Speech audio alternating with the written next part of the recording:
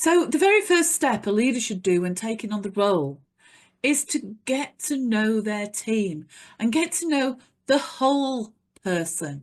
Go beyond just that kind of job role, beyond the surface. But if the team is to shift to a high-performing team, it's not just the leader that should understand and know the whole person, but all team members should know each of their colleagues as the whole person that they are.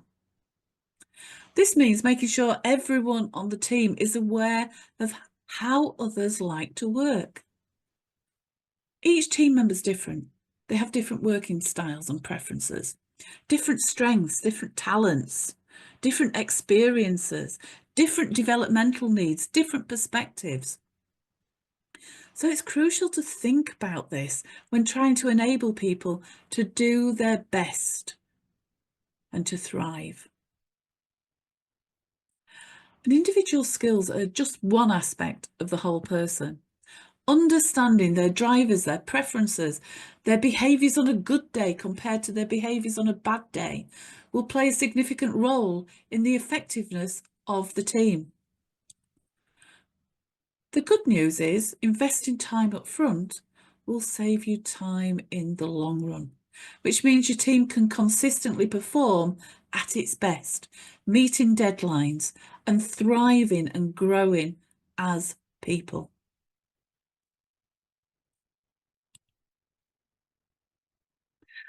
You'll need to invest the time up front, but without taking the time for the team to know their colleagues as whole people, you're putting the needs of the business, the project, at risk. You'll spend your days as a leader just firefighting. There'll never be enough hours in the day.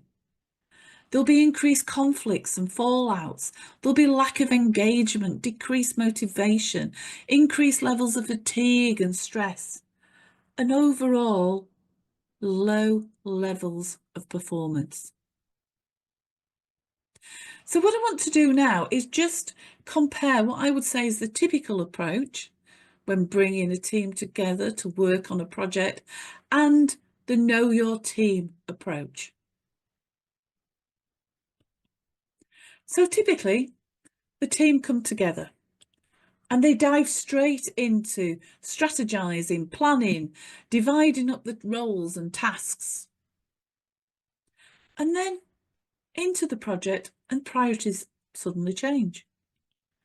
Can create a little mass panic as they struggle to update and still deliver on the existing priorities. And that tends to mean that we start seeing late nights, longer working hours creeping in. There's perhaps then a change in the marketplace. Things come to a halt as the team stop to consider the impact.